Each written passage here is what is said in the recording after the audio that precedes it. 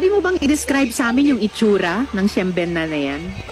Hindi ko masyado, kasi beach yata yun. Talang beach na may buhangin. Siyempre naman, beach, so may buhangin. So, hindi kayo magkapatid sa tatay ni Alice, tama? Kapatid tatay Alice, hindi siya tunay na tatay. Ano po? Kung mga kapatid kami, lalo ni Alice, pero yung tatay niya, yung tatay hindi tulay na tatay ko, yung tatay niya. Tatay-tatayan. Tatay ni Alice, yung tunay na tatay ni Alice, tsaka yung tatay ko, hindi. Iba. Ano ba? Hindi po. So, tatay-tatayan mo yung daddy ni Alice? Opo. Sino naman yung tinatawag mong daddy? Ano po? Siya nga.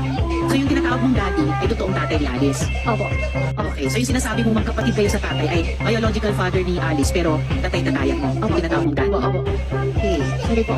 Yes, nakakalito po talaga. Ito yung halos mong kwento. Sorry po.